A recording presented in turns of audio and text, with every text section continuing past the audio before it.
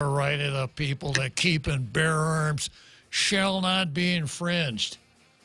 And if you don't agree with that, you want to meet me out? Oh, no, we can't do that. But that's tall tales. Tall tales every day, because the tall tales is the United States Constitution, the Bill of Rights, freedom, individual rights, liberty, conservatism, common sense, tradition, patriotism. It's all of those things. Now, if you don't like those things, if that's not where you're at, you probably need to spend a lot of time on tall. You probably ought to give yourself about a 25-day dose of tall tales so you can get your head on straight. If your head's already on straight, you too can become a tailgater, and at the middle of the show, right after the big halftime show here on Tall Tales, we'll tell you how you can get your face on the Tall Tales Rogues Gallery. So let's embark on another exciting, elucidating, educational adventure of Tall Tales.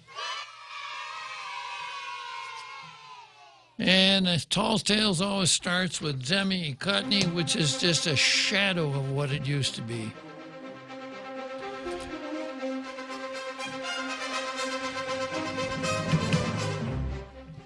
Confessions of an English Teacher. I've got this blue pencil here that I bring with me every day. And historically, I read the editorials from each of our daily newspapers.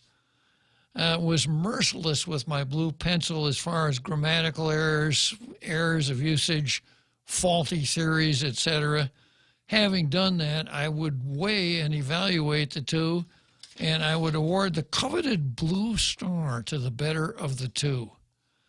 I haven't been awarding very many blue stars lately because the Post editorial board is apparently on strike because they haven't had an editorial in their paper for over 3 months. The Daily News puts stuff in their editorial in that news hole, and they call it an editorial, but most of the time it's some kind of feel-good pap, something that could be easily accommodated in their public notice session, a news story recast as an editorial, or not quite Kamala Harris quality, but a word salad that they stick in there just to fill up that news hole. Today, it's another feel-good story. And I suppose if they're listening, they'd say, come on, Bob, it's Christmas time. And here it goes. The holidays are a bit finding good news amidst the not-so-great news. That's the headline. The holidays are a busy time for us here in the newsroom. Our email inboxes, mobile phones, and WhatsApp chats are a continuous symphony of dings and rings with messages, press release, government notices, or event invitations. All of which, Jose, all of which we ignore. Let's try that again. All of which we ignore. There you go. The information is voluminous, valuable, and critical for different reasons to different people from many walks of life all throughout our community. A daily reminder of how busy our tiny piece of paradise can be on any given day. But in the middle of the hustle and bustle of the holiday season, these news stories remind us of how unique Guam is. Okay, here's my blue pencil of how unique Guam is. Something is either unique or it's not unique. There are no degrees of uniqueness. You can't say, yeah, it was a really unique story, much more unique than the one he told. No. Unique means one of a kind. There are no comparative degrees of uniqueness. Yeah, so here's how I would do that then. Right there. News stories remind us of how unique Guam is and how intricately connected we are as a community. one needs only to log on to guampdn.com, because you can't pick up our hard copy because we haven't mastered the art of printing our so-called paper. To read our online news or access our e-editions from the past week to see the range of stories our news team brings to you. Whether reporting to you on ongoing trials, legislative sessions, or economic news, or if we're sharing with you the latest breaking stories of how your public safety officials were able to help save a life. The Pacific Daily News is not just a platform for news. It's a platform for Guam and all people and subjects connected to Guam. Yeah, news stories about the folks out at Jeff's Pirates Cove saving lives. So as you take on each day and look to us for important information, you need to stay informed and plan ahead. We encourage all our readers to use our news to your advantage. Our stories of swimmers being rescued or schools being broken into are not just about breaking news.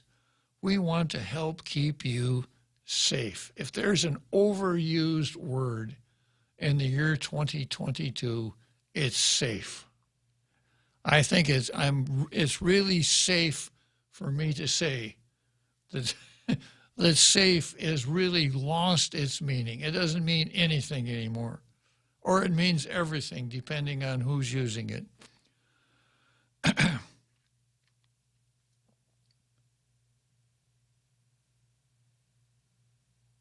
More importantly, we urge you to join the conversation about ways to improve our community moving forward. So much will be happening in and for Guam over the course of the next few years. We want to be the platform where you get and share the latest breaking news. There's much going on as we look forward to 2023.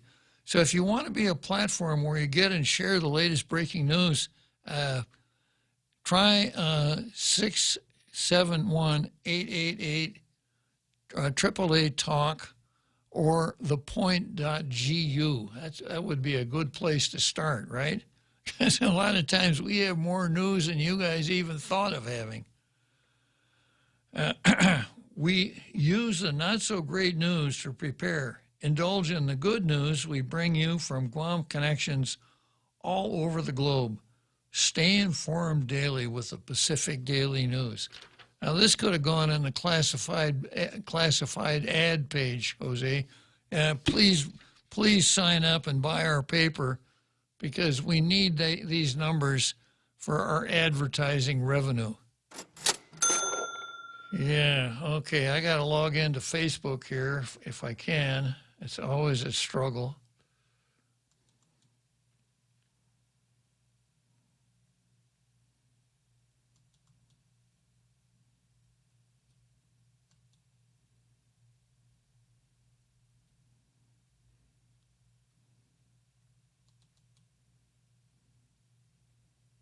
Eureka, I found it. Okay, so let's go to the card and see what we have on the card. But before that, Jose, what's the title of today's program? Today's program, the title is Even the Neocats Know the Holly Looks Pretty, but the Fruit Are Poison. The fruit of holly. That's at Christmas. Of holly, yeah, yep. Yeah. Really looks nice with those little red berries. Yeah, don't touch them. Yeah, the fruit is poison. But even the neocats know, right? Even the neocats know. Okay, so here's what I got on the card. First item on the card. Even the neocats get it. And this started out as Holly Ruskin versus Vanessa Williams. It went to Holly versus the Organic Act. And today it's Even the Neocats Get It. Or repeat the title of the show again, Jose. Even the neocats know the holly looks pretty, but the fruit are poison. I really don't know what holly looks like. But even if she is pretty, that's no excuse. Yeah. Don't touch those berries. Second on the card, McNinch versus Christ. Third on the card, More Rory versus the open government law. And then next on the card is something that was on the bottom for a while, and I brought it up to the top here because it's funny. It's called Kenyon College versus Babylon Bee. The lines are blurred. They certainly are. Babylon Bee, if you haven't been there, is a satirical website. They take what's going on in the news and then they satirize it. I suspect they're tailgaters out there because they're just as good at satire as I am here on Tall Tales. And that's saying a mouthful. Yeah, and of course, for me to come up and say that is a mouthful because, you know, I'm really very proud of my humility. All right, so starting out on the card, we start, of course, with Paul Cerzan versus systemic racism.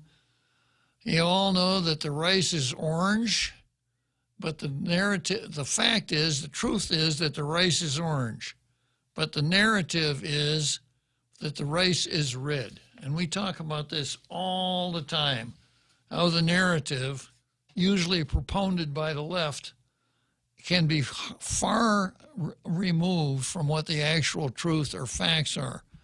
But for the left, the narrative controls, not the truth. And it looks like the narrative is used so much it comes in its own reusable container. They can package it over and over and over. Exactly, yeah. In fact, I think in their minds, the more they use it, the more credible it becomes, right? Okay, so first on the card here, as is my usual custom, is the Public Law 36-34 portion of the card. And once again, it's the hospital. Item number 3 on the hospital's agenda for their December 29 meeting is old business. I'd really like to know what the old business is that they're going to discuss. Do you know what it is? I don't know because it's not here in the agenda, which makes every decision that they make void. Same thing with new business. And then ironically, that's item 4. And then ironically is a list of everything that ought to be included under new business. Yeah, like item 6, board subcommittee reports. That's A. And then A1, Resolution 2023-18 relative to the appointment of provisional medical staff privileges. That's new business, unless they've talked about it before. So they need to get rid of the person that's doing it, because this is really going to bite them hard.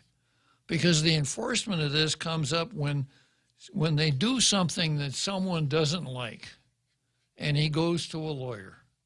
Excuse me, they go to a lawyer. And the lawyer interrogates them, looking for what lawyers call a claim or cause of action. And I'll tell you how this works.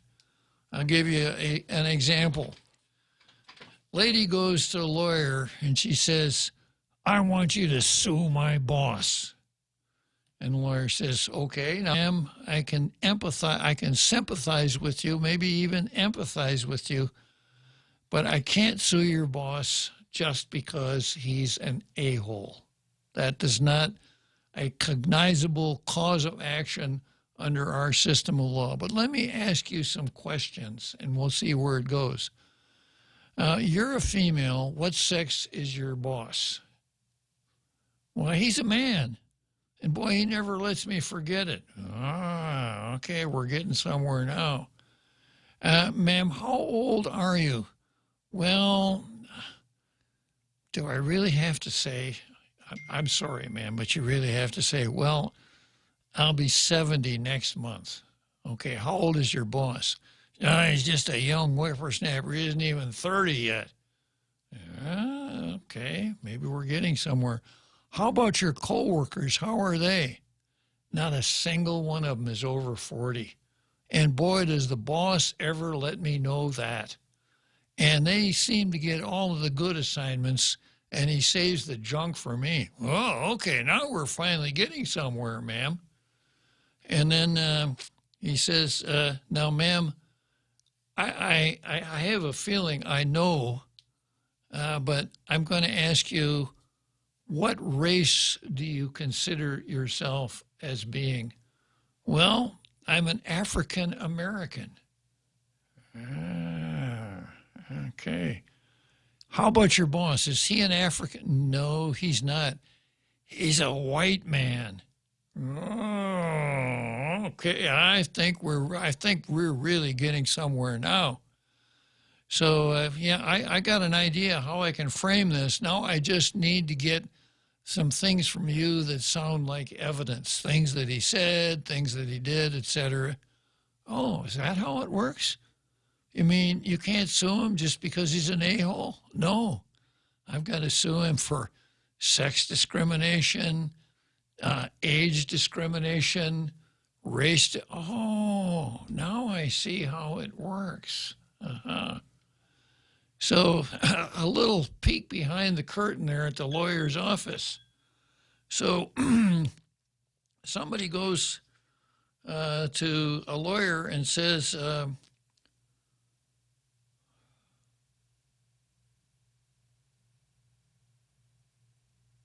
I don't like this governance bylaws and strategic planning that they adopted. What can I do about it? And the lawyer goes through the same kind of litany, and if he will look at the agenda, and if he sees that that was adopted in a meeting for which the notice was flawed, he will jump up from his chair and say, "Eureka! I have found it." And he'll sue based on improper notice as required by 36-34. And more than likely, he'll win. So when boards and commissions do this, they apparently don't realize the vulnerability that they are incurring by not doing their notice correctly. And I know the Vigilance Committee has brought this to their attention. You can't do that, folks. And they sent back a snotty answer, so there you go. Now, I'm hoping that when leaving in January is gone, that our new Attorney General might take a more proactive position on this, because the Attorney General could do the same thing that I do. Look at these things every day, and when he sees one that's violative, he sends a form letter to them. Here's what happened. Here's what you got. Here's what you need to do. Or what Rory calls harassment. Yeah, Rory, of course, you can't, one caveat, you can't do that to Rory, because he would say, the Attorney General is harassing me. If he thinks I'm violating the open government law, he should take me to, oh, no, wait a minute, he will take me to court, won't he? Yeah, so you see how all of this stuff kind of fits together. And if Tall Tales doesn't perform any other service, now it boggles the mind to think of such a thought, but this service that I provide at the beginning of the show every day, if you have anything to do with preparing an agenda, take all this stuff to heart, because the consequences of not doing it right can be disastrous for your board or commission and your agency. I don't think people understand the value they're getting by listening to Tall Tales. Free advice from a bona fide attorney. True. Can't happen anywhere else. Absolutely, yeah. Now, I have a question about the AG leaving Camacho's office, or even he himself, had offered seminars or classes on following the open government law in this bill, this law specifically, in the announcements. But did they ever say that there were consequences if you don't follow them, or did they just leave them by going, and that's it? If you don't follow it, you don't follow it. Oh well. I don't know. Because there hasn't been any kind of follow-up, I guess, or it doesn't sound like there has been. It doesn't look like it, except for me and the vigilance group. That's follow-up, yeah. Okay, next on the card is neocats versus, as you were, this is more on Holly Ruskin. Let's see, we've already gone through that at some length. You remember the whole Holly Ruskin matter started with Holly Ruskin versus Vanessa Williams, where Holly's letter to the editor answered Vanessa's question, which I got to read again. Vanessa's dilemma. Vanessa Williams says, it's impossible to separate our choice of whether and when to have children from every other choice in our lives. Every other choice in our lives, yeah. Yeah, should I take a nap this afternoon or should I get an abortion? Well, I'm not that tired. I guess I'll go down and get me an abortion, right? So Holly Ruskin's letter basically, if you read the whole thing, says, if you can't afford it, get an abortion. That's what she said. And that pretty much kind of, I think, helped Vanessa square away. And then Jungle Watch, Tim Rohrer and Jungle Watch criticized Holly because Holly said, these senators don't understand what their job is when they're entertaining the Heartbeat Act. And Tim never even touched abortion. He just said their description is in their oath of office.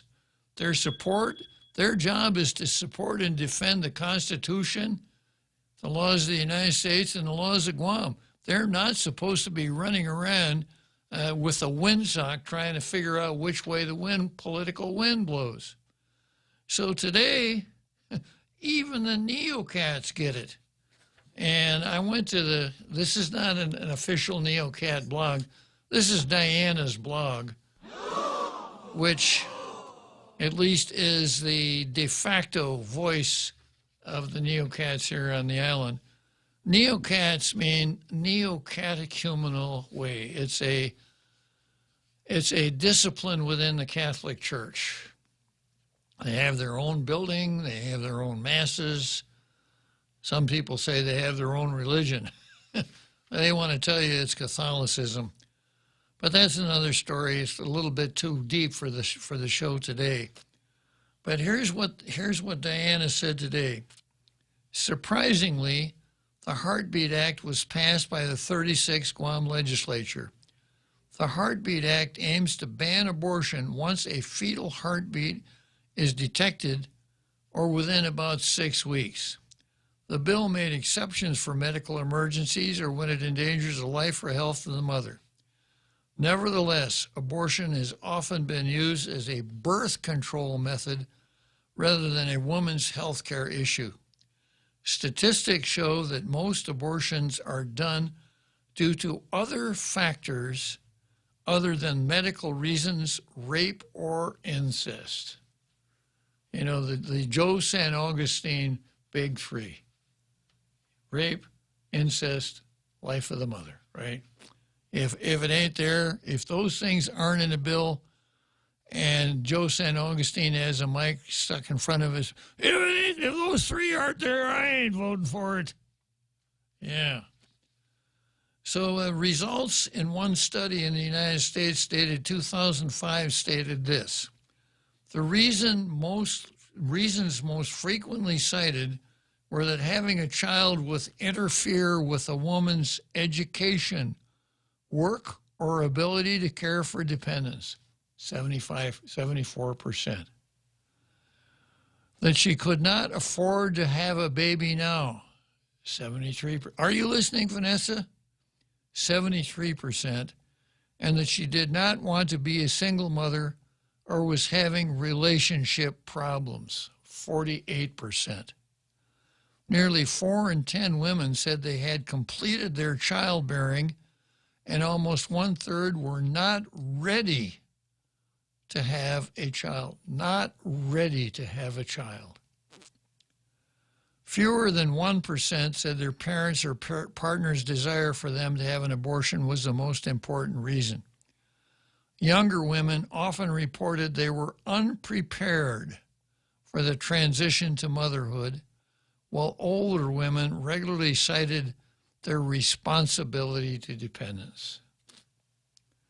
It would be interesting to see the reasons why women in Guam chose to abort their child. Well, ask Vanessa Williams or ask Holly Rustic.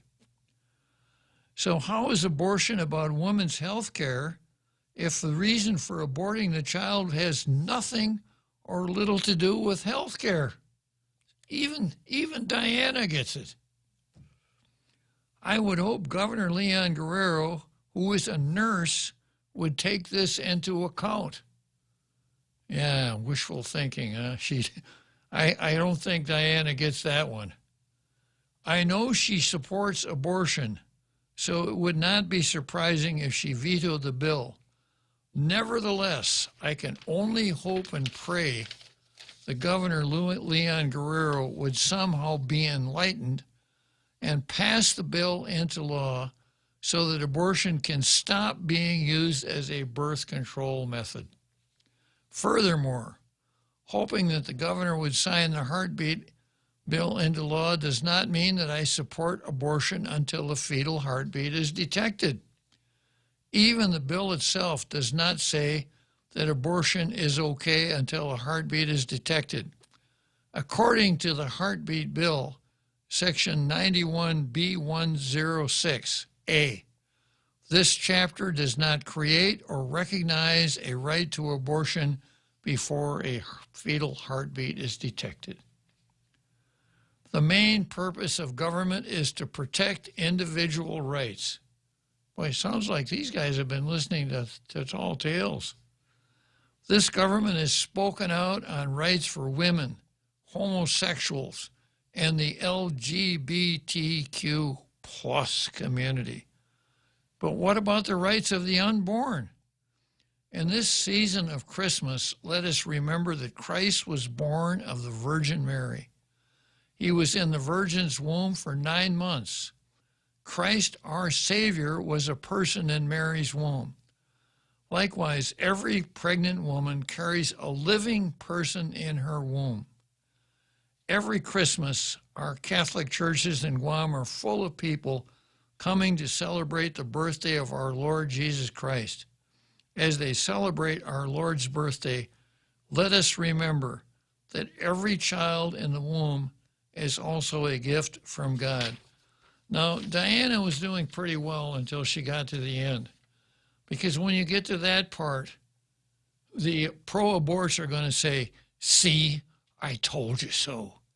This isn't about women's rights. This is about Catholicism. Therefore, we can reject it right out of hand. So, if you're going to be an anti-abort, that is not going to be persuasive to them because they are immune to that. Obviously, the Jane Floreses of the world and Lou Leon Guerreros of the world are immune to that because they hold themselves out as practicing Catholics, just like Nancy Pelosi and Joe Biden.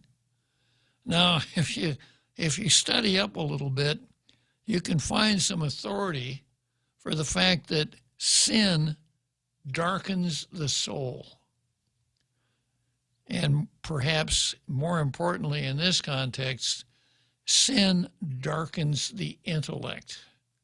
Because if you do something that's sinful, which abortion is, you get into something called cognitive dissonance. One part of your brain says, I'm a Catholic, and I know that abortion is always wrong. Another part of your brain said, yeah, but, and all of these reasons here, I can't afford it, et cetera, et cetera. So your brain is clashing. And the parts of your brain are clashing. So you have to immunize this side of your brain against the other side of the brain. Otherwise, you're going to be pretty miserable all the time. So you have to invent all of these excuses. A woman's right to bodily autonomy. That's what it's really, really all about. Or it's just patriarchy. It's just men trying to control women, right? Or it's just this horrible conspiracy that people who really don't care about me want to subject me to. And, You know, if that guy is against abortion, then he shouldn't have one. Ha ha ha. So once you trick your mind into coming up with these excuses that blot out something that you know is wrong, it doesn't, that is not the only effect on your thinking process. It affects your total intellect, so that when you run into these hard questions, instead of thinking them through, reasoning them out, using the power of your brain housing group, you're looking for some way to do what you want to do to fulfill your desires, instead of doing what your brain housing group tells you you shouldn't do.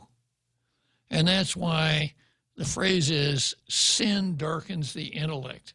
And I mentioned this yesterday when I was talking about, I don't know if this is persuasive or not, but I like to pull things out of movies and TV shows, or Paul Zerzan and Systemic Red Rice. Use these things that are not dealing with the subject that I'm talking about, but are very instructive by analogy. And yesterday I talked about Mike Ehrmantraut. If you watch Breaking Bad, if you watch Better Call Saul, which I know you didn't, Jose, but Mike Ehrmantraut was this ugly guy, no hair, a really ugly-looking guy who was an ex-cop. He was a Marine, of course, really a skillful guy. And nobody ever messed with Mike Ehrmantraut. A bunch of street thugs tried to beat him up one time. The first guy throws a punch at Mike. Mike is able to turn him around and break his arm and kind of cool the ardor of the other guys. He's an expert with firearms. He understands the underworld to a T. He's really, really good at what he does. And you can't help but like the guy as you watch the show unwind. But Mike starts out as a decent fellow. He's really stuck on his granddaughter. He's stuck on his granddaughter, who lost her father because some corrupt cops that Mike worked with in the police department killed his son because his son wouldn't go along with the corruption. So what Mike did was he found out who these guys were. He hid a pistol in the rear seat of their squad car.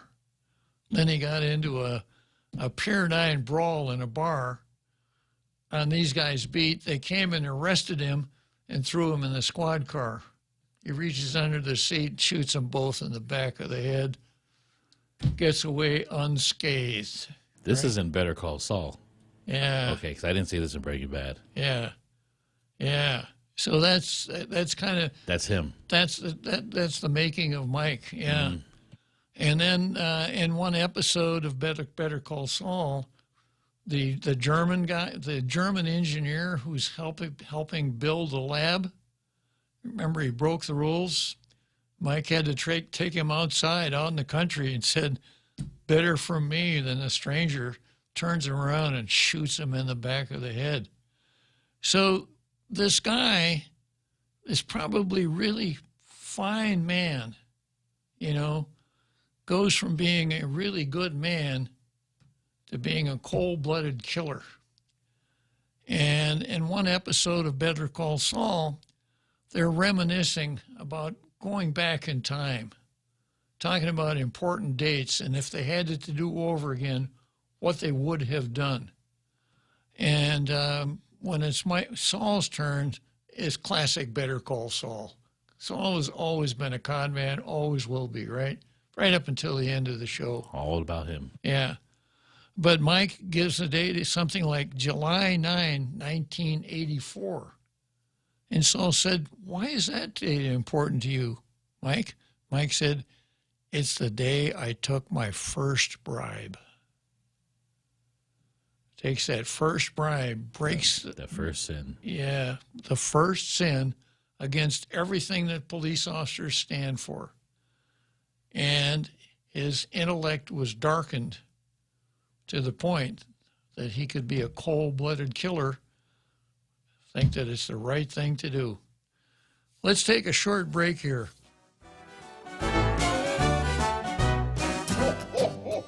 Santa's coming and things are looking up. Bank Pacific has rolled out Rudolph's favorite My Christmas loan with an annual percentage interest rate as low as 5.99% and up to $50,000. And with the Bank Pacific contactless Visa debit card, you can have the flexibility of using your money when you want to, where you want to. My Christmas loan, contactless Visa debit card. Let's make Christmas merrier.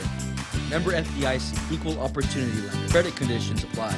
Merry Christmas from Bank Pacific. Happy holidays, Guam! From now through January 13th, the Guam Visitors Bureau is giving you a chance to win $150 in cash just by sharing your Christmas spirit. Each week, GBB will announce the theme of the week, so take your best photo or video and upload to visitguam.com/Instagram to enter for a chance to win $150 in cash. Winners will be announced every Friday. Brought to you by GVB, making Guam a better place to celebrate this season of giving.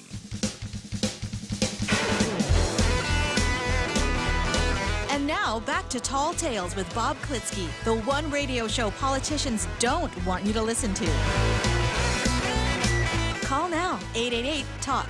That's 888-8255. So there are comments on Diana's blog, and there's a really important comment. You know who it's from, Jose? Anonymous.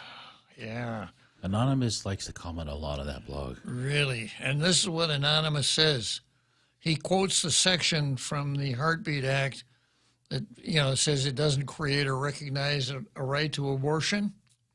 And then he says, if this wasn't written into the bill, would you have supported it? Just asking. The guy doesn't know how to even pose a question like that. What he meant to say was asking for a friend. Right? And the response, the language and timing of the bill is important. At the time this bill was introduced, Roe versus Wade was not yet overturned by the Supreme Court. Therefore, it would not matter whether the language in the bill was there or not at that time, because all it did was limit the killing of unborn children. Now that Roe versus Wade has been overturned, one would need to look at the language of the bill. If the above phrase was missing, I would most likely not support it because there was no stipulation as to what happens prior to the detection of a fetal heartbeat. However, Talina Nelson, now this is the reason I put this comment in here. However, Talina Nelson was one of the senators who introduced the bill. Senator Nelson is a member of the Neo-Catechumenal Way. Enough said, right? Neo-Catechumenal Way. So, Holly, even the Neo-Cats get it. What's your problem? And Vanessa and Jane and Lou, what kind of problem do you have? Well, of course, we know what kind of the darkening of the intellect. Sin darkens the intellect. It's probably before 1990 for Lulian Guerrero.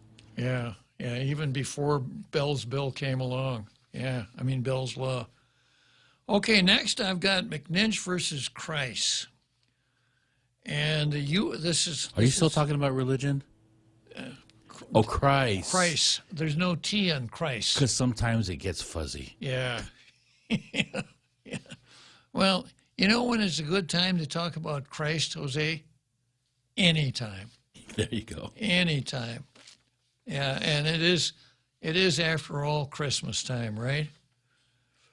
Okay, so this was posted on KOAM. UOG denies wrongdoing against McNinch as rights group fires second letter. I think they mean fires off second letter, unless they had a second letter and they terminated it. Or we're back to abortion again now, aren't we? Skeet shooting. The University of Guam denies any and all allegations when they punished Professor Ron McNinch. That's what UOG's legal counsel wrote in response to the National Foundation for Individual Rights in Education, also known as FIRE. That's an acronym. During this year's elections, McNinch wrote an email to students and staff about the Great Debate event, which UOG contends goes against their policy. FIRE this week is firing back, saying they were disappointed to receive their dismissive response to their earlier letter. The nonprofit Foundation for Individual Rights and Education, which helps defend and sustain the individual rights of Americans, is calling upon UOG to rescind the punishment against McNinch, stating the university is legally bound to protect his First Amendment rights. They are now expecting a substantive response to yet another letter sent to UOG confirming that the university has rescinded McNinch's punishment and will hereafter meet its binding legal obligations to honor free speech on campus. And here's the letter signed by a guy named Zachary Greenberg, who is a senior program officer, student organizations, campus rights advocacy. Dear Mr. Camacho, FIRE was disappointed to receive your dismissive response to our attached November letter, which explained that the University of Guam is violating the First Amendment by disciplining Professor Ron McNinch for protected political speech. Rather than engage with McNinch, fire UOG seems content in baselessly asserting that the First Amendment does not affect the university's actions. This assertion does not change the fact that UOG is acting out. As a public university under the jurisdiction of the United States Constitution, UOG is bound by the First Amendment, etc., So where did I find this? I found it in KUAM.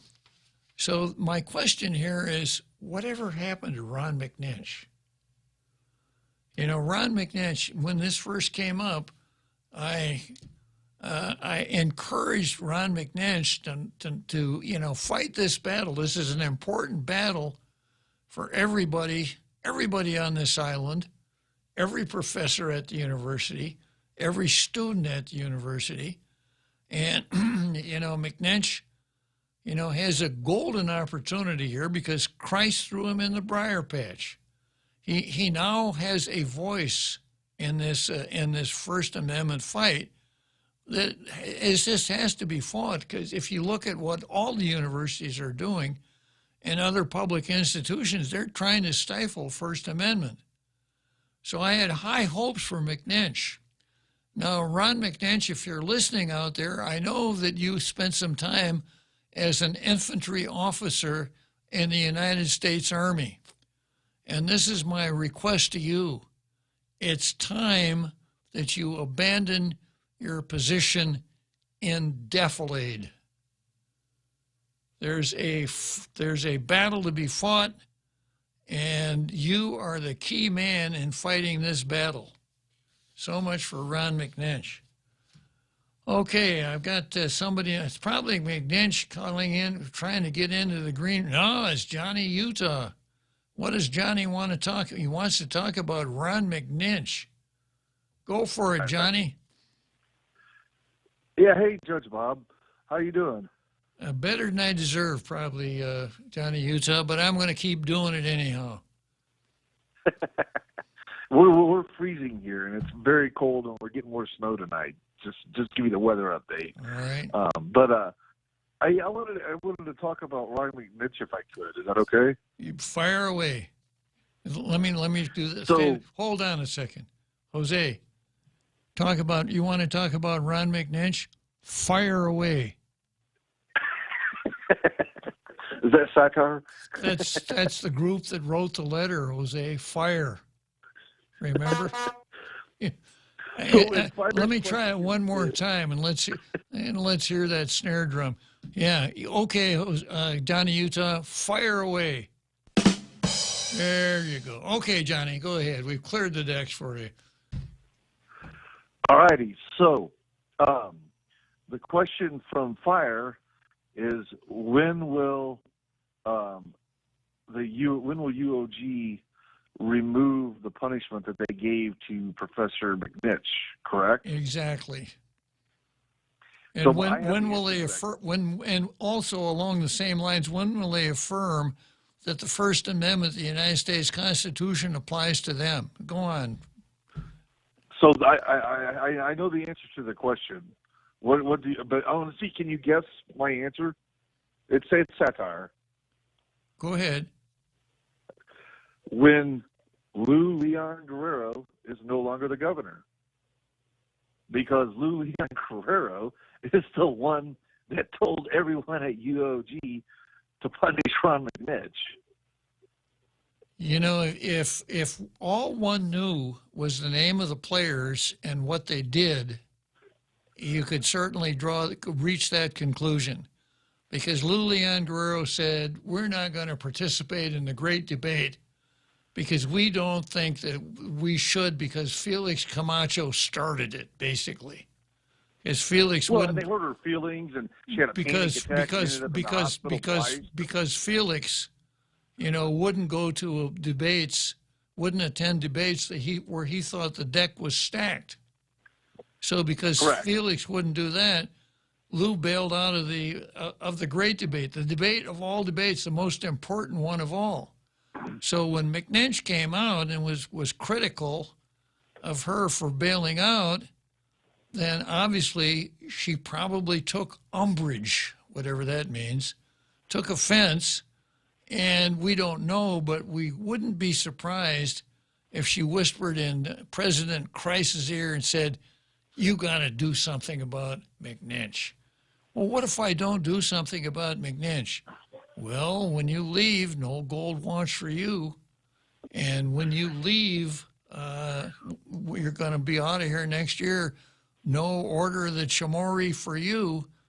And if you don't do it, I can make your life pretty miserable for the rest of your time on the island. Now, we don't know that happened. No, this is all speculative, but it's a good assumption, and you know it's based on the history of what has happened there on home. I mean, it's pretty obvious that you do not do anything against the Lilian Guerrero administration, and if you do anything, here's another issue. If Ron McNitch, which I praise him, I do just as you do. I say what he did was a great thing, and that he should follow through with it and keep up the fight. But the problem that McNitch has is that he has this expectation of things that are going to happen that are right, that somehow some righteous act is going to occur, and all of a sudden there's not going to be any wrongs. And he's going to always be able to play the neutral card and be on both sides of the fence. And that's not where we're at in today's society. And the last time we spoke on the subject, I made the point that, that he has this expectation that the education world is no longer in the center and in neutral. It is not. It is towards the left, liberal ideology. And the Lilian Guerrero administration is a leftist agenda. And you cannot criticize them. It's just like the Stalin communist and the Hitler Nazis. You cannot be critical of anything they do, no matter how much you are on their side. I don't think Ron McNitch is against Lilian Guerrero. In fact, I think he would go out of his way and do whatever he could to help anyone, including Lilian Guerrero. However, she doesn't view criticism as a help. And, criticism is a good tool. It helps you become a better person. It helps you become a really good talk show host too, Johnny Utah. Well, let me jump in here, and I agree 100% with what you say. If you think, well, my position is correct, and it's the right position, and I have this expectation that people will do the right thing. People won't do the right thing. You can't expect, if that were the case, I would have never packed up and gone off to law school, because lawyers depend on people not doing the right thing. That's why we have the law, lawyers, and the courts. So what I was hoping McNinch would do was get up on the skyline and stay on the skyline for the reasons that I mentioned. He has the opportunity to help out other professors, students, and people in general that come up against a coercive government that does not respect the First Amendment. And the reason that the other reason I would encourage him to get on the skyline and stay there is my favorite quote from Abraham Lincoln, going even past the Gettysburg Address. And this is what Abraham Lincoln said in Ottawa, Illinois, on the 21st of August in 1858 during the famous Lincoln-Douglas debates. This is what he said: "With public sentiment, nothing can fail. Without it, nothing can succeed. Consequently, he who molds public sentiment goes deeper than he who enacts statutes or pronounces decisions. He makes statutes and decisions possible or impossible to be executed." So Ron has got to, Ron can win this in the court of public opinion, and I think that's the only way he's going to win. I'll come back to this right after the big halftime show, Johnny. If you want to call back then, we'll finish this up, okay? Oh, great conversation. I'm going to get back off of here. I'll continue listening to the rest of the show. Maybe someone else will call in. All right. Happy holidays, Guam. From now through January 13th, the Guam Visitors Bureau is giving you a chance to win $150 in cash just by sharing your Christmas spirit. Each week, GVB will announce the theme of the week, so take your best photo or video and upload to visitguam.com/Instaguam to enter for a chance to win $150 in cash. Winners will be announced every Friday. Brought to you by GVB, making Guam a better place to celebrate the season of giving. Come try Guam's original Chamorro restaurant with Pica's Best 5 years running. Mezcla Chamorro Fusion Bistro. Experience Chef Peter's candied salmon over scallion coconut rice, octopus to naktak, Chamorro platter, and their award-winning gourmet hamburgers. Or if you're looking for something healthy, try their keto-friendly menu. Come and enjoy Mezcla's half-a-day service at their Hagåtña and Grand Plaza Tumon location. Call their Hagåtña location at 479-2652 for reservations. The Point is KUSG, Hagåtña, Guam, 93.3 FM and 104.3 HD3. No agreement yet. I'm Carmen Roberts, Fox News. Senators quit work for the night as they rushed to pass a huge spending bill and avoid a partial government shutdown at 12:01 Saturday morning. Majority Leader Chuck Schumer. We must finish our work before the deadline of Friday midnight. As Democratic Senator Chris Coons put it, this bill is hanging by a thread. The stumbling block, a GOP amendment for a replacement plan for Title 42, the COVID immigration policy that may expire soon.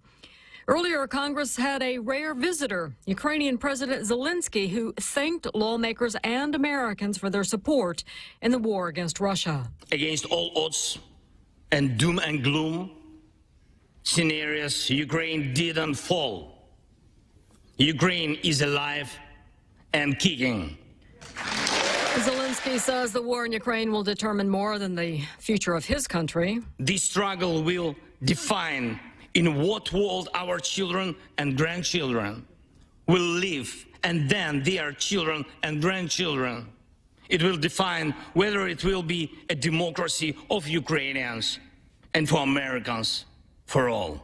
He also met with President Biden, who announced a $1.8 billion in military aid for Ukraine. That includes, for the first time, Patriot surface-to-air missiles. Forecasters say the Christmas week blizzard will become a paralyzing bomb cyclone, snarling traffic and creating life-threatening conditions. Fox Weather's Robert Ray in Chicago. Temperatures are about to plummet, with highs on Friday that could hover around zero, and with the wind chill could be 20 to 30 degrees below. And FlightAware says airlines have already canceled more than 1,100 flights for Thursday. America's listening to Fox News. Come try Guam's original Chamorro restaurant with Pica's Best 5 years running. Mezcla Chamorro Fusion Bistro. Experience Chef Peter's candied salmon over scallion coconut rice, octopus to naktak, Chamorro platter, and their award-winning gourmet hamburgers. Or if you're looking for something healthy, try their keto-friendly menu. Come and enjoy Mezcla's half-a-day service at their Hagåtña and Grand Plaza Tuman location. Call their Hagåtña location at 479-2652 for reservations. Happy holidays, Guam! From now through January 13th, the Guam Visitors Bureau is giving you a chance to win $150 in cash just by sharing your Christmas spirit. Each week, GVB will announce the theme of the week, so take your best photo or video and upload to visitguam.com/Instagram to enter for a chance to win $150 in cash. Winners will be announced every Friday. Brought to you by GVB, making Guam a better place to celebrate this season of giving. Disgraced crypto mogul Sam Bankman-Fried flew back to the U.S. Wednesday night under an extradition agreement with the Bahamas. I want to thank the Bahamas for its outstanding assistance and excellent coordination with us. I also want to thank our partners at the United States Embassy in the Bahamas and the Justice Department's Office of International Affairs. And finally, I want to thank the FBI for moving mountains to get this done. This was a true team effort. U.S. Attorney Damian Williams says the two associates of Bankman-Fried's have pleaded guilty to criminal charges in connection with the collapse of FTX and now are cooperating with prosecutors. They are his ex-girlfriend, Caroline Ellison, who was the former CEO of Alameda Research, and Gary Wang, co-founder of FTX. Israel's Benjamin Netanyahu said Wednesday night he has formed a new government after his Likud party and allies won a majority during last month's elections. That paves the way for him to become Israel's prime minister for the third time. The housing market weakened again last month. The housing market slumped deepened in November as sales of previously owned homes slowed for the 10th straight month, the longest stretch on records dating back to 1999, as high mortgage rates and home prices pushed many buyers out of the market. Existing home sales fell 7.7% from October, according to the National Association of Realtors, while sales plunged over 35% year over year. Still, home prices continue to spike last month, albeit at a smaller rate than just a few months ago. The national median home sales price rose 3.5% in November from a year earlier to close to $371,000. Hillary Barsky, Fox News. A real-life Grinch burns down a Christmas tree and the gifts under it. Police in Dyersville, Tennessee say 25-year-old James Walker first stole the items, then went back and set the fire. He's behind bars. I'm Carmen Roberts, and this is Fox News. Santa's coming and things are looking up. Bank Pacific has rolled out Rudolph's favorite My Christmas loan with an annual percentage interest rate as low as 5.99% and up to $50,000. And with the Bank Pacific contactless Visa debit card, you can have the flexibility of using your money when you want to, where you want to. My Christmas loan, contactless Visa debit card. Let's make Christmas merrier. Member FDIC, equal opportunity lender. Credit conditions apply. Merry Christmas from Bank Pacific. All three stations, all three morning shows. Thanks to all the listeners for Pica's Best. Choice Broadcasting has swept the top three best radio stations. The Point, Boss 104, and Star 101. Top three radio personalities, Kyle Mandapat, Ray Gibson, and Daryl Lizava. Put the power of Pica's Best to work for you. If you're an advertiser, call 671-888-7346 for information, rates, and packages. And let us get your message out to Pica's Best listeners with Pica's Best Broadcasters. And thanks for listening to Pica's Best. Listen to The Point anytime, anywhere on Odyssey. Odyssey is your new audio home for all the music, news, sports, and podcasts that matter to you. Find your favorite stations like The Point and discover more. Music stations, local and trusted news sources, sports talk and team coverage, plus today's biggest podcasts. Find it all on the Odyssey app. AUDACY.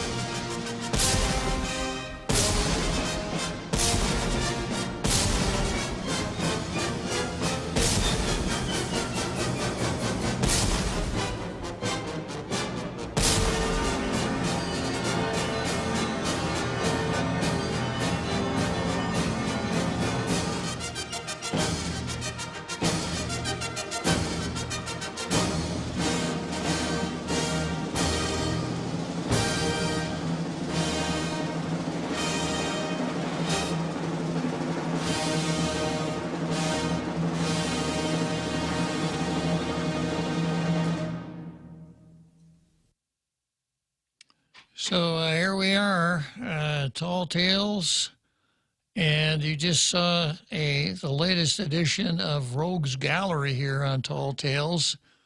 And this is the time of day when Jose will tell you how you, too, can get your face in Rogues Gallery on Tall Tales. Go ahead, Jose. It's really very simple, Bob. Point your browser to www.thepoint.gu, look for the T-shirt and the beard, and click on that link. That link will bring you to the purveyor. Order your T-shirt, receive it in the mail, open it up with glee, put the shirt on, take a selfie. Send that selfie to the Point's WhatsApp at 671-797-8255, and you will appear in the next Rogues Gallery.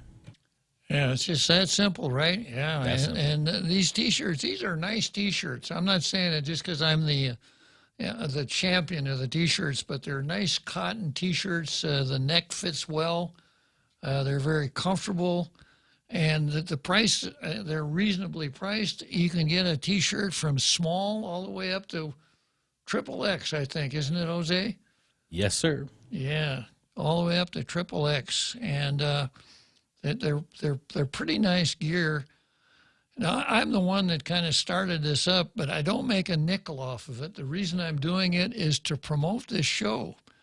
And I suppose I'm egotistical. Me? Egotistical, Jose? No. No. Humble. Yeah, I know because you've told me so. Yeah, I've told you how humble I am, right? All the time. Yeah, how proud I am of my humility. So I do this to promote the show, and I'm hoping that people will buy them and wear them around. I go downtown, I wear my tailgater shirt. I go down to Touray on Saturday, I'm wearing my tailgater shirt. And when people ask you, what is this tailgater? What is this Tall Tales? You tell them how to find it. Tell them how to get there. If they are people who are interested in freedom, liberty, the Constitution, etc., they'll really like it. And if they aren't, boy, they really need it bad. Okay, so we at the end of the, just before we went to halftime, I was talking about Ron McNinch and how I would advise him as an infantry officer, it's time to abandon his position in defilade, go over the top and get out there and go public and start talking about what needs to happen at the university. The university needs to start paying attention to the First Amendment.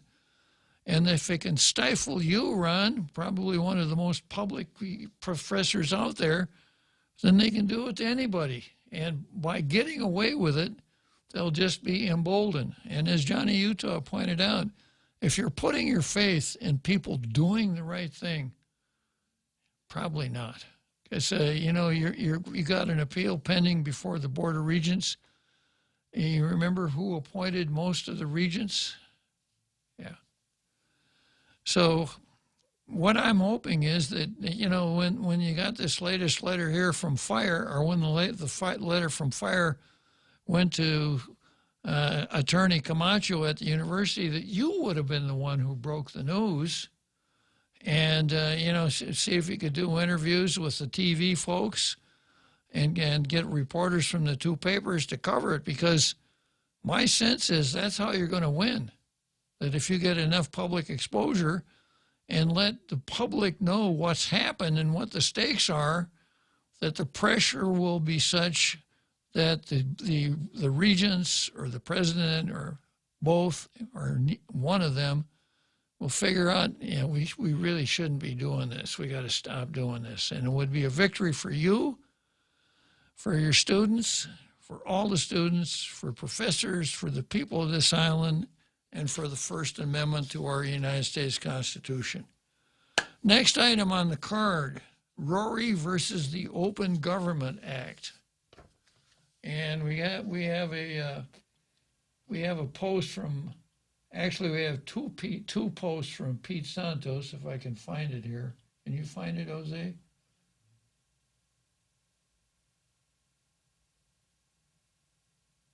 Yeah, here it is. With regard to repercussions for not following the open government law, it's just like all the other 9 billion rules, regulations, and laws that are routinely ignored. It ain't an issue till it's an issue. And he's got a really good point there. And same with Ron. Make it an issue. It's not an issue until it's an issue. So with respect to Rory, I read yesterday's article that ran in the Post titled Klitzkie, Port Actions Void Since Discussions Were Not on the Agenda. And I won't reread the whole article, but I'll just read the part where they quote Joanne Brown, who was the author of the bill that amended the open government law to hold this, that the law already required that every board or commission give public notice of its meetings, 7 days before the meeting and 2 days before the meeting. Joanne Brown's law said when you do these notices, you've got to include the agenda of the meeting in the notice. And the agenda must be descriptive enough to put the public on notice as to what's going to be discussed. And the open government law has got a hammer in it. It said any violation of the open government law means any decision made during the flawed meeting is void. Not just a decision dealing with the unnoticed item, but everything is void. And Brown said, a former port general manager and author of the law, confirms the statute was enacted so residents would not be surprised by any discussions to lead official actions by government agencies and boards. The obvious intention is to make sure the general public is informed, she told the Post, clarifying that she did not attend or watch the November 30 board meeting. Other agencies, however, have had to redo votes since the law was enacted when faced with either challenges or legal advice that their meetings were not properly noticed.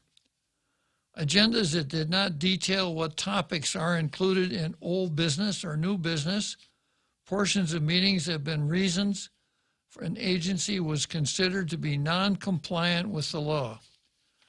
If there was a significant matter that required discussion, you would think that would be included in the agenda, Brown said.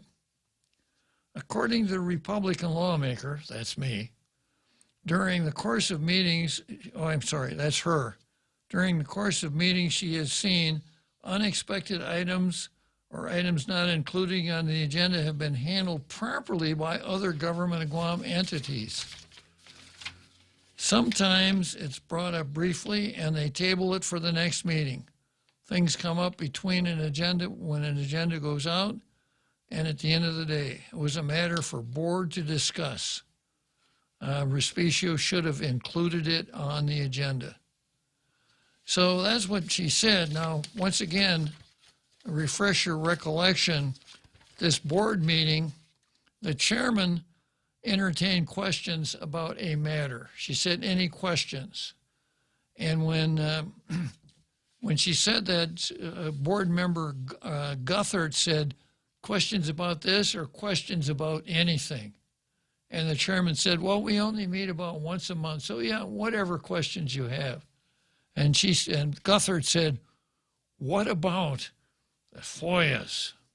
Because when they had their meeting where the board approved the settlement that Rory proffered, she was the only one that said, that made any remarks at all, kind of like, can we do this? Is it all right?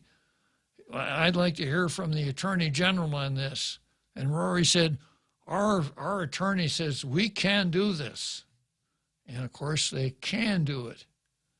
That doesn't mean they should do it, right? So I copied her in on my FOIA where I asked for public records that showed that the port owed the Areola law firm $40,000 for attorney's fees. Rory, in response, sent a copy of a check showing that they had paid the port $40,000. Big difference between owing and paying. So I wrote back and I said, Rory, you're in violation of the open government law.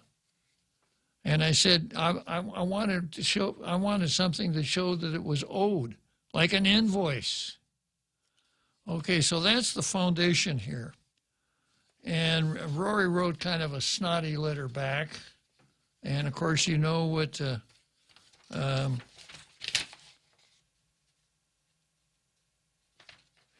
Conchita Titano said at the meeting, using the word harassment and with respect to my FOIAs. So here's my letter to Rory of December 11. Dear Rory and learned counsel. Now, I mentioned counsel because Rory, in his letter to me, had a little blank down on the left-hand side of the first page for counsel to approve the letter. I guess that was to show me this is right because my lawyer says I'm right here, right? And this is what I said. Your response, my November 29, your response of November 29 did violate the Sunshine Law. In your statement, quote, now for a second time, the port is compelled to respond by demanding that you cease and desist your harassment efforts to obtain documents that are not in the port's possession. This is the beginning of the smoking gun. Title 5 of the code, Title 5 GCA 10103D states, in part, upon a request for a copy of public records, shall comply with the request if the records requested are disclosable records in possession of the agency. In possession of the agency is bold. He wanted me to see that. If he's got them, he's got to give them to me. Then he goes on to say, rest assured that the port would never hesitate to disclose any government document or public information releasable under the Freedom of Information Act. But he's telling me right there, I ain't got it. So I said, in your statement, and then the statement, then I say, you're telling me that you have transmitted all public records under your control underlying the payment of $40,000 for attorney's fees for Frank Co. San Nicolas civil service case. Thus, there are no invoices, bills, etc. Kind of nailing him down there, NB, a fancy Latin way of saying, if you put the words NB in italics, it means nota bene, N-O-T-A-B-E-N-E, nota bene, note well, in other words. Note well that my demand was for public records showing what the port owed, not what the port paid. You had so indicated that there was no such public records, you would not have, had you so indicated that there were no such public records, you would not have been in violation of the Sunshine Law. I call your attention to the territorial policy on transparency, which can be found at 5 GCA 8102. The legislature declares it is the policy of this territory that the formation of public policy and decisions is public and shall not be conducted in secret. The people of Guam do not yield their individual rights to the public agencies which serve them. The people in delegating authority do not give their public servants the right to decide what is good for the people to know and what is not good for them to know.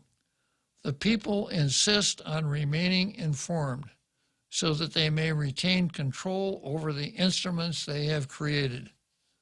That's a quote of the law. And I go on by saying, I insist on remaining informed even in the face of contentious language such as, 1, demanding that you cease and desist your harassment. Very contentious language. 2, your reckless assertion that the port is in violation. So You know, you gotta do something beyond that, Rory. If you think you're discouraging me, you're dead wrong. What you're doing, you are encouraging me to continue this same course of action.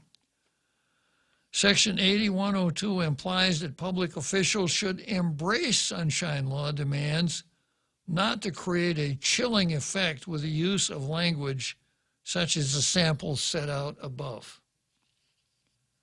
Consider 5 GCA Section 103A, right of inspection of public documents. Every person has the right to inspect and take a copy of any public document of Guam except as otherwise expressly prohibited in law and except as provided in Section 10108 of this chapter. I will not be deterred in my use of my legal right pursuant to 5 GCA 10103. Your cease and desist language at best shows a misunderstanding of our sunshine law, and at worst it can be construed as an attempt to stifle the use of a legal right available to every person on the island. Rather than giving council cease and desist directions, you should consider instructions to council to help you and the board of directors avoid future violations of the sunshine and open government laws. Citation to your violation of the open government law is set out in the margin, footnote 1. Here's how footnote 1 reads. A Guam Daily Post story of November 3 covered the PAG Board of Directors meeting on November 30. Pertinent parts of the story are set out infra. Quote, in other agency business, board member Conchita Titano asked Rory about the status of recent Freedom of Information requests that have been made at the board. Actually, this is a misprint because it was board member Judith Guthertz, not Titano.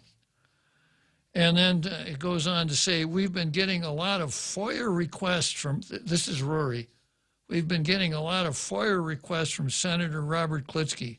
Whenever he's asking about this, we're providing the documents we have. As you know, the Freedom of Information Act does not allow or require us to produce documents that do not exist. So there we go again, the smoking gun. Respicio expressed that Klitzkie often says the general manager is in violation of Freedom of Information Act, which Respicio described as disconcerting. I spoke with our legal counsel, and she's going to respond to former Senator Klitzkie, basically telling him to cease and desist. Boy, that just scared the hell out of me when I saw that. Counsel is going to tell me to cease and desist. And he is not the one that gets to decide whose complaint or who isn't, he said, in violation. Titano responded, this is Conchita Titano again, if this continues, is there recourse? Is there recourse that if this is not going to stop, or recourse taken if it's proven that this is a form of harassment? Respicio replied that the port is providing whatever requested documents are available. Quote, because he's not finding what he's looking for, I've always told him, Senator Klitzkie, take me to court. If you think I'm not complying, take me to court and let the judge say I'm not complying. But he doesn't get to say that I'm not complying and using it for his own political agenda, Respicio said. Now, this is Rory Respicio talking about political agendas. The same Rory Respicio that was the chairman of Governor Leon Guerrero's re-election committee. Political agendas. Then Titano chimed in again. At some point, the government can't continue to waste its resources on comments that are untrue, because it does take away time and effort from both you and legal counsel. There's a cost for that. It's not free. And then my letter goes on to say, or the footnotes goes on to say, the agenda for the November 30 meeting, as included in the notice of meeting, is set out infra. And I've quoted the entire agenda there, and then said, NB, the agenda is devoid of any mention of the FOIA, the Sunshine Act, cease and desist orders, Robert Klitzkie, etc. The agenda does not have any of that stuff in it. Your attention is directed to 5 GCA 8107D. Notices must contain the agenda of matters to be discussed at the meeting. Agenda items must be in sufficient detail to put the public on notice as to what is to be discussed. Because of the wording of the notice of the November meeting did not give the public notice of the Klitzkie discussion, the board of directors broke the law. The board's failure to comply with 5 GCA 8107 brings the meeting within the ambit of 5 GCA section 8114.1. Action voided, noncompliance. Any action of a board of a public agency taken at a meeting is void and of no effect if the public agency failed to comply with a public notice of agenda matters to be discussed, etc. Thus, every action taken at the November meeting is void and of no effect. Notwithstanding the voidness of the actions taken at the meeting, the ad hominem remarks are extant. So his ad hominem remarks, taking my name in vain, are still there, even though the meeting was void. They're still part of the public record. So that's my letter back to Rory. And I can tell you this, Yogi Berra, right? Yogi Berra, if Yogi Berra were sitting here with me, I'd say, Yogi, what next? And Yogi Berra would say, it ain't over till it's over. Yeah. So it ain't over till it's over. Was it Admiral Farragut on one of the battles on the Great Lakes said, I have not yet begun to fight? Yeah. So Rory, stand by. This is not the end of it. There's more to come. All right, let's head for Wrigley Field.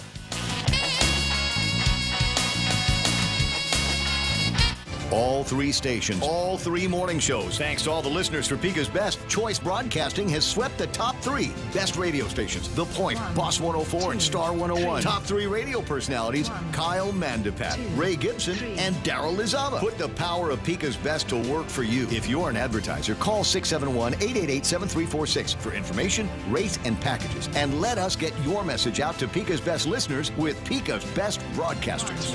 And thanks for listening to Pika's Best. Come try Guam's original Chamorro restaurant with Pika's Best 5 years running. Mezcla Chamorro Fusion Bistro. Experience Chef Peter's candied salmon over scallion coconut rice, octopus to naktak, Chamorro platter, and their award-winning gourmet hamburgers. Or if you're looking for something healthy, try their keto-friendly menu. Come and enjoy Mezcla's half-a-day service at their Hagåtña and Grand Plaza Tumon location. Call their Hagåtña location at 479-2652 for reservations.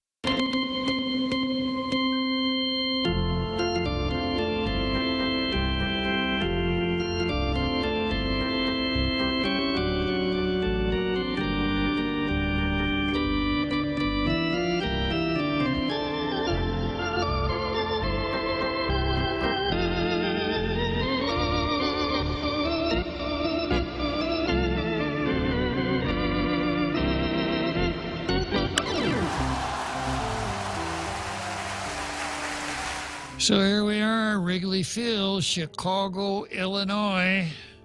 World's most beautiful ballpark. Let's help them get that all-star game and hope that the mayor of Chicago, what's her name?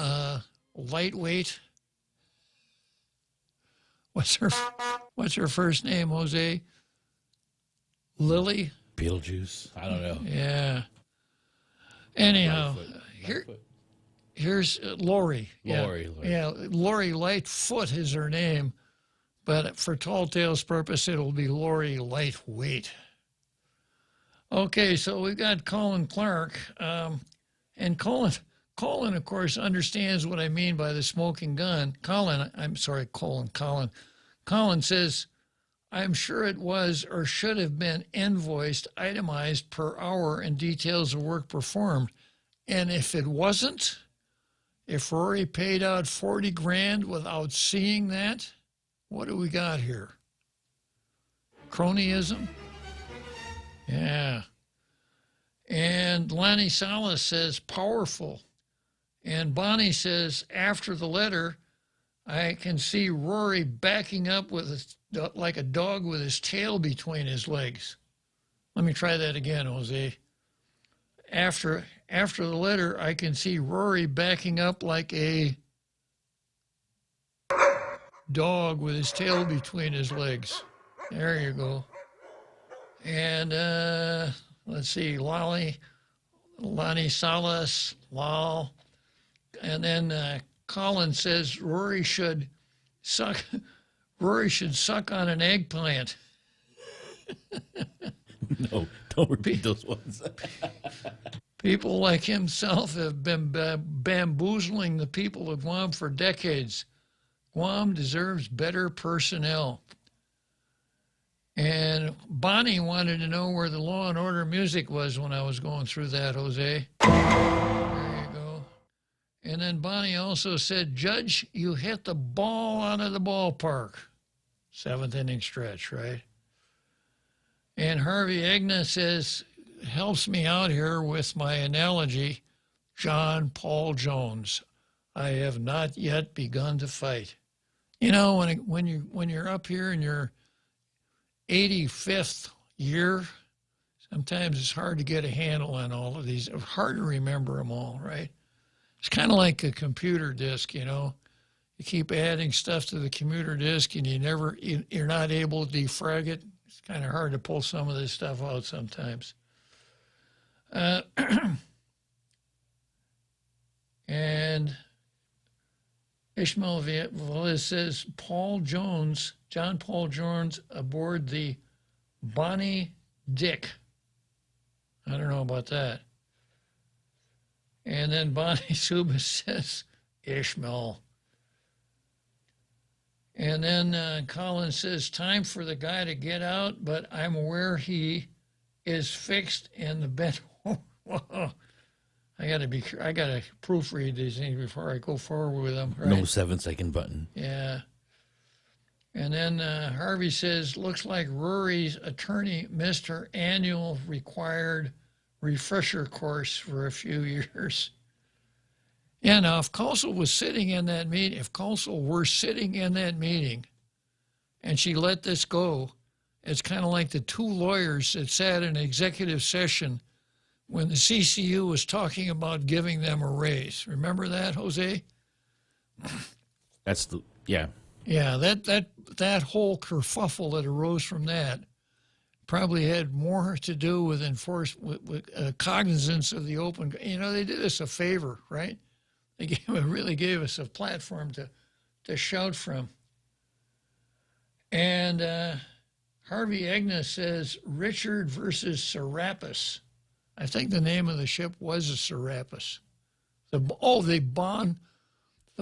I would pronounce it Bonhomme Richard, the Bonhomme Richard. Bonhomme, yeah. Yeah, versus the Serapis. Yeah, very good. Man, that's great, Harvey. And then Bonnie Suba, judge is 85. I didn't say I'm 85. I'm in my 85th year, right? Once you turn 84, you're in your 85th year. Yeah. So, yeah, I'm not 85, Bonnie. I'm only 84. It's a big difference. Yeah, and you know, I'm December. My wife is February. So for a little while, I'm 2 years older than she is. Yeah, which is kind of nice because, you know, a younger woman and all. You got yourself a child bride. Yeah, my child bride. And let's see, Lonnie Salas. Ha ha. Okay. Good comment, Lonnie Salas. Okay, so next we've got Kenyon College versus the Babylon Bee. And I mentioned a little earlier, if you're not familiar with the Babylon Bee is a satirical website. And they take current events and make incredibly clever, humorous satire out of them. When it comes to sarcasm and satire, they could probably hold down the chair at Tall Tales. That's how good they are. I suspect they're probably not anywhere near as modest as I am, but, nobody's perfect. Well, I shouldn't say nobody's perfect because we do know of one exception, Jose. Jose, did I ever tell you why I quit smoking? No, you didn't. Yeah, I quit smoking when I was 35. Want to know why? Why? I wanted to see what it'd be like to be perfect. Oh, got it. Yeah. So I thought I'd give it a shot, see what it's like. Once I find that out, if I want to go back to cigarettes, I can. But I never did. Okay. And this is something that I picked up from PJ Media, one of the resources that I use every day. I get up at 5:30 in the morning to do what I call my mining. And I'm the papers, the TV, I'm all over the internet looking for really good material here for a show that doesn't start until 4 in the afternoon. So this is how it goes. This is an article by George Harbison, and he said, the Babylon Bee publishes a hysterical spoof of a college English course description. A college English course description, period. Oh, wait! The Babylon Bee is far and away the leading source of conservative satirical content on the internet. Its writers brilliantly skewer the entire spectrum of woke and PC nonsense on a daily basis. Its pieces are shared widely in social media by clear-thinking seeking comedic relief in the face of the avalanche of increasingly crazy and dangerous ideas, positions, and rhetoric emanating from the American left. Yeah, I'd like to think I play part of that game also. If the Babylon Bee's most creative satirists conjured up a parody of a woke college course description, it would probably read something like this. And here's the title: Reading and Writing Gender and Sexuality, English 214, credits 0.5. And here's how the course description, you read the catalog, should I sign up for this course or shouldn't I? I'll ask some of the guys that took the course, are they a tough grader, right? Do you have to do a term paper? Is there, you have to do a lot of preparation? These are all turnoffs, right, Jose? Yeah. But here's what the course description in the catalog says. How do you read gender? How do you read sexuality? How and in what ways have gender and sexuality been written and rewritten? This course serves as an introduction to queer and trans feminist theories and practices in gender and sexuality studies, conceptualized through its intersections with race, ethnicity, coloniality.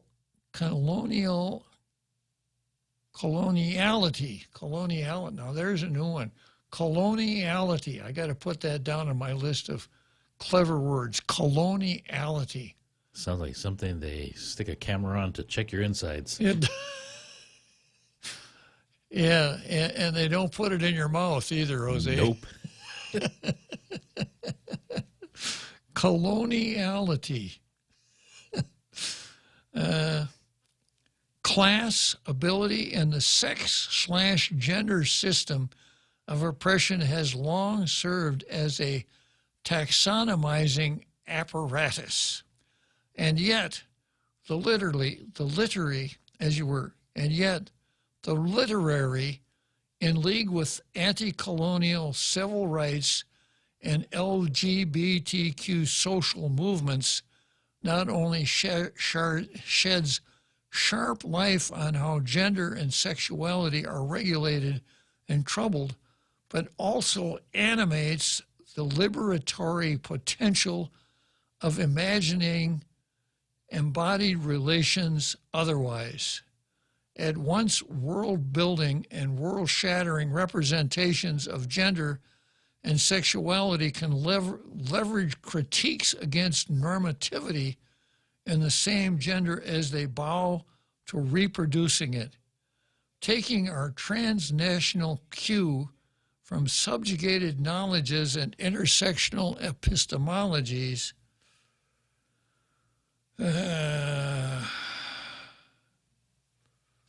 will constellate the diverging genealogies and methodologies that have shaped the politics and aesthetics as well as the ethics and affects of gender and sexuality.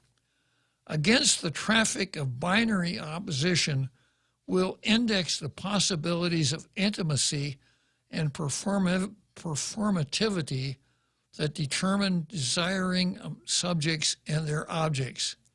As a class collective, our aim will be to read and reread as well as write and rewrite texts that interrogate and complicate how gender and sexuality, as contested sites of pleasure and pain, are embodied and experienced.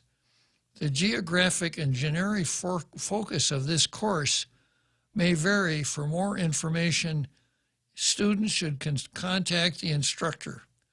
This course counts towards the methods requirement for a major and an elective for the Women's and Gender Studies major. Open only to first year and sophomore students. You got to take English 101 as you were 103 and 104 as prerequisites. That's the course description. Sadly, the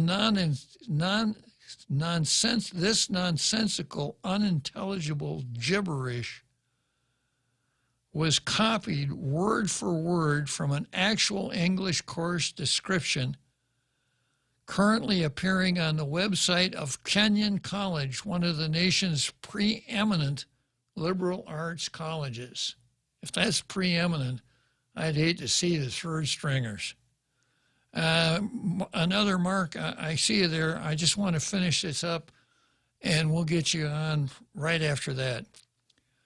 That Kenyon approved a course description and course so replete with esoteric or academic jargon and hackneyed woke buzzwords reveals the intellectual vacuousness that currently permeates the college. Plucked from the course description is this sentence: conceptualized through its intersection with race, ethnicity, coloniality, class, and ability, the sex-gender system of oppression has long served as a taxonomizing apparatus. Note that this is a statement of fact rather than a reference to a topic that is to be discussed in class.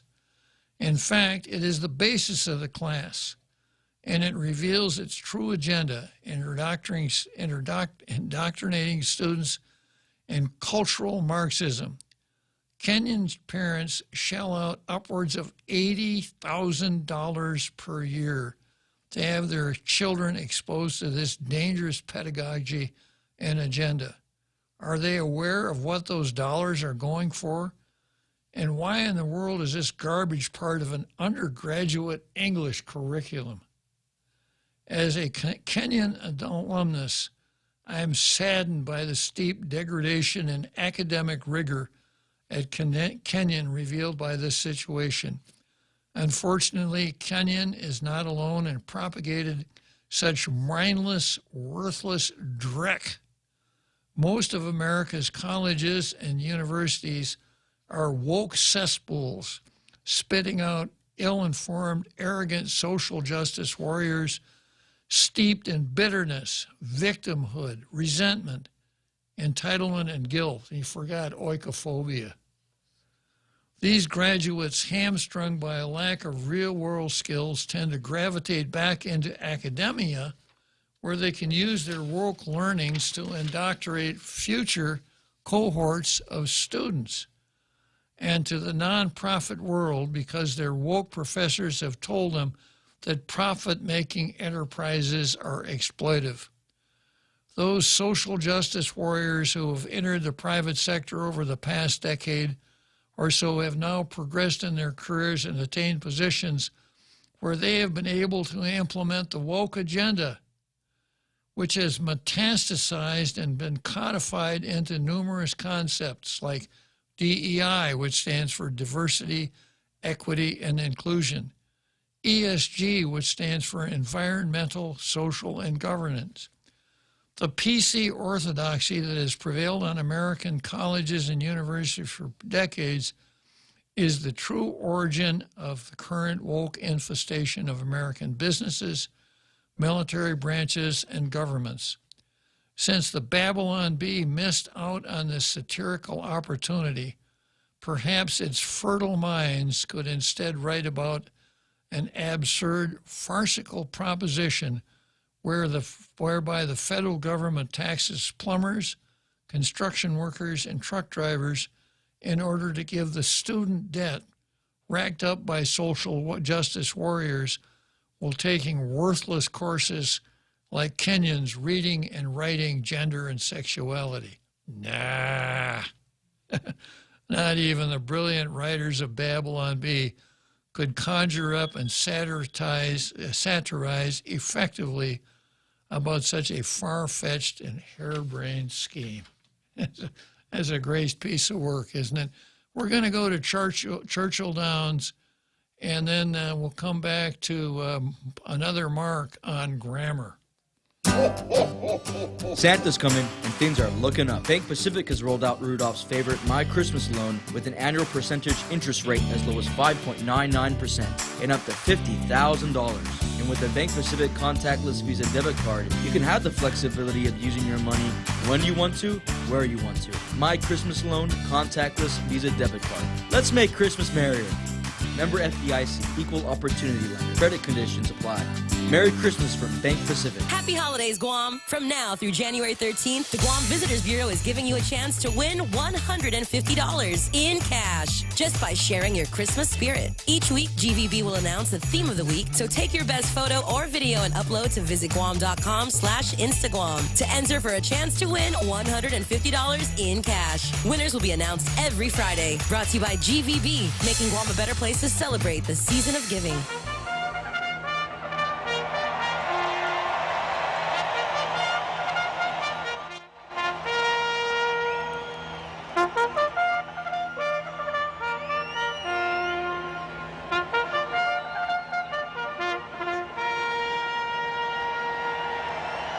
Churchill Downs, 6 more furlongs, and I cross the finish line to finish up another exciting, elucidating, educational episode of Tall Tales. So glad that you came along with me today. We had a little fun with that article about Kenyon College, didn't we? And I have to, sometimes I have to make it clear, Tall Tales, the reason that the show is called Tall Tales, there are 2 reasons that the show is called Tall Tales. One, the obvious. It's the altitude of the host. I'm 6'4".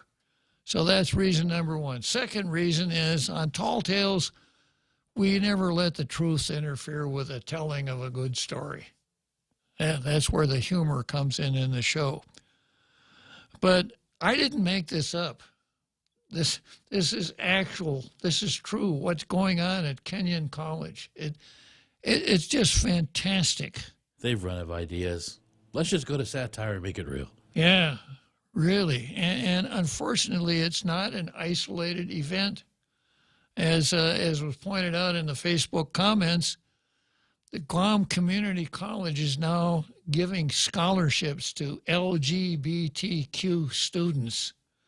But of course, the award has to be anonymous. And again, I didn't make this up. This is actually happening. So I suppose the next thing is they'll announce that they gave a scholarship to a student who was straight, who wanted his identity protected because he doesn't want people to know how unwoke he is. Excuse me, because they didn't want people to know. So let's hear what we got from another Mark here. Go ahead and make your mark there, caller. Hey, Bob, how you doing? Better than I should be, I guess. Hey, I'll tell you what. I finally came down with a conclusion after an article I read a couple, 2-3 days ago. Uh-huh. If you have a college degree that you spend money on at any prestigious college right now, that is as recent as 1990 and forward, okay, and this will touch on your subject a little bit. Yeah. Apparently, you're educated. So anyone with a college degree prior to 1990 is stupid. According to them, right? According to the way they're listing out all their changes. Yeah. Let me throw one at you. Good. Stanford University, $60,000 to $80,000 a year. All right, you're paying tuition, and Stanford does have a high quality law, whatever you call them. They're pretty good. They punch out pretty good lawyers from there. Okay. Ask Carlo DeZone, but go on. Yeah, they came out with 13 pages of words that we were raised on, words that we understood, words that we utilize on a daily basis that are banned from use in articles. Whatever you have to do when you with Stanford, you can't use it on the campus.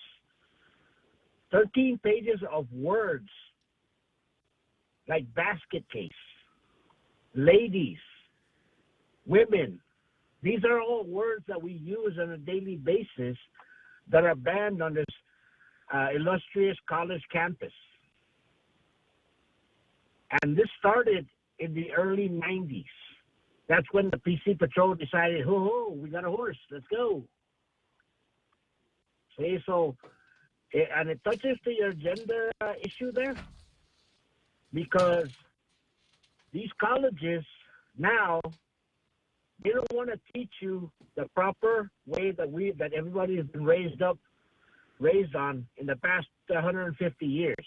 No, they think whatever they have that came out in the past 30 years is much more correct,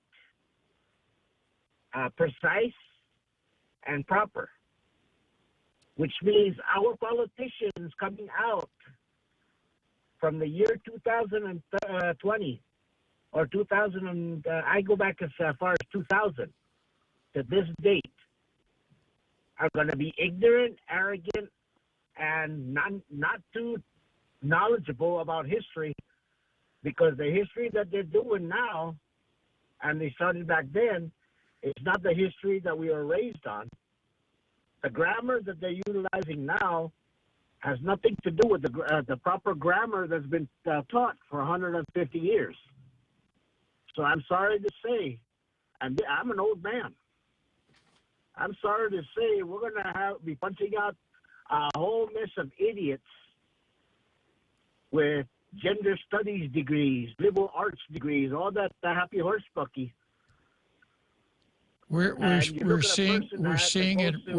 Mark, we're seeing it all over the place, aren't we? And I gotta stick something in here.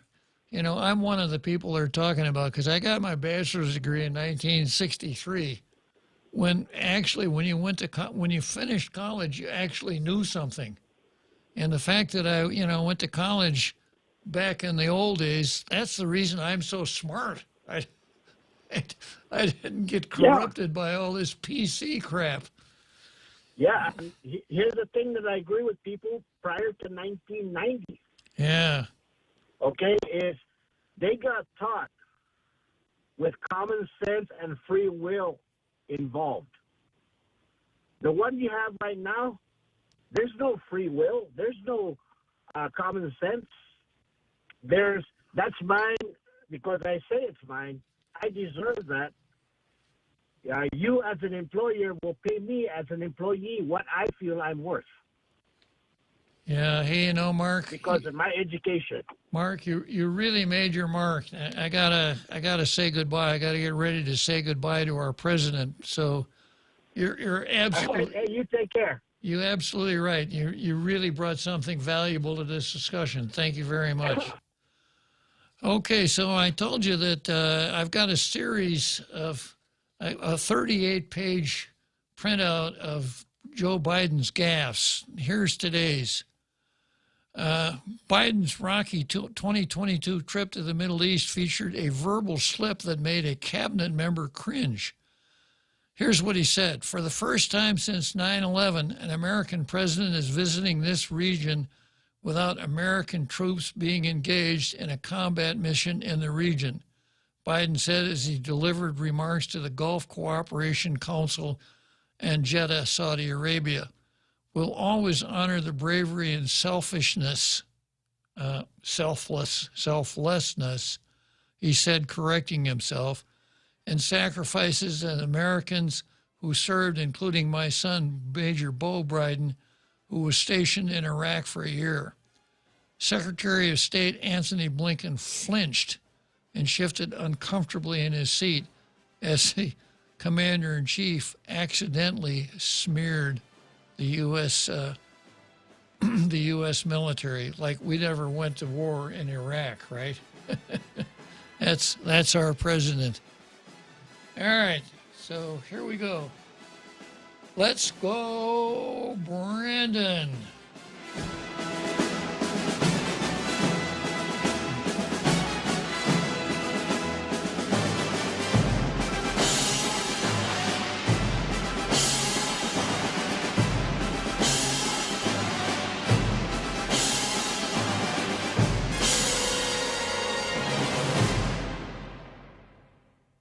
USG, Hagatna, Guam, 93.3 FM and 104.3 HD3. Bill hits a snag. I'm Carmen Roberts, Fox News. No deal last night on a spending bill to avert a government shutdown. I am hopeful, very hopeful, we will lock in an agreement shortly. Senators will get back to work. That was Senate Majority Leader Chuck Schumer.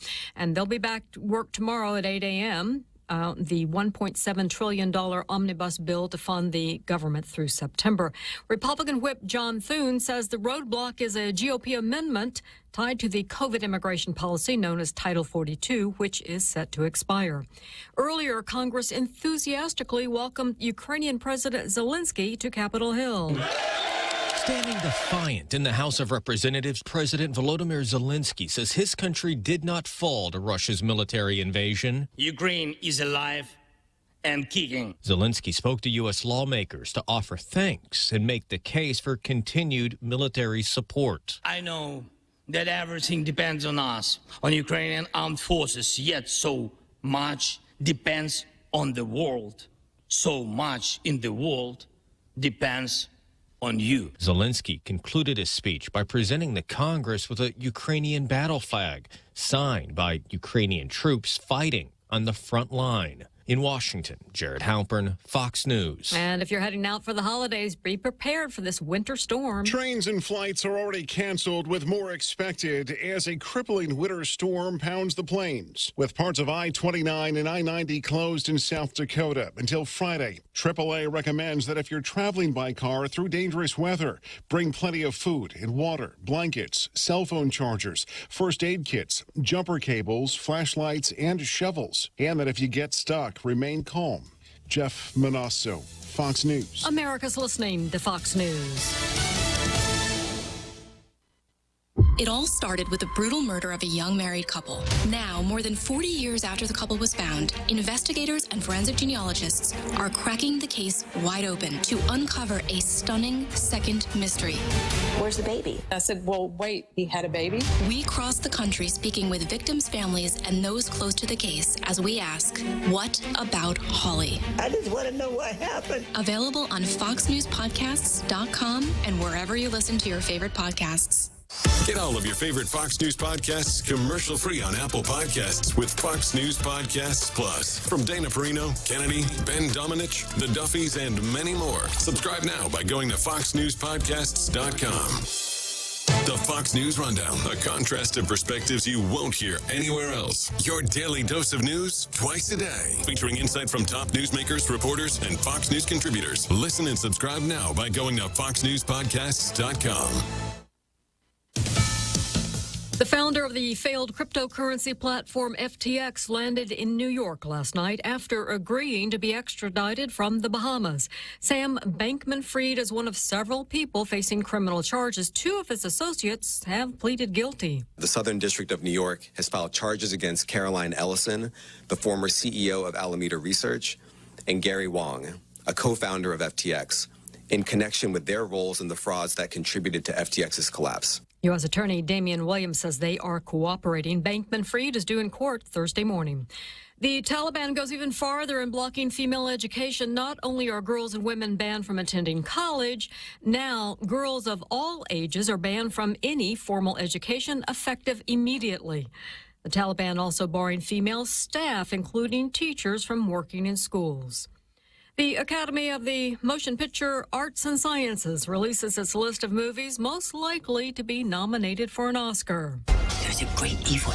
Everything, Everywhere, All at Once, and the Indian language film RRR, a fictitious story about two legendary revolutionaries and their journey away from home before they started fighting for their country in the 1920s, are among the films advancing to the next round of the Oscars short list, also making the list for their chart-topping songs, Rihanna and Taylor Swift. For documentary features, the Nan Golden doc, All the Beauty and the Bloodshed, and the David Bowie doc, Moon Age Daydream, made the cut. The Academy nominations will be announced January 24th. The Oscars air March 12th. Michelle Polino, Fox News. German tennis legend Boris Becker says someone tried to kill him while he was in prison in Britain. He was released last week after serving 8 months for hiding money and assets after declaring bankruptcy. I'm Carmen Roberts, and this is Fox News.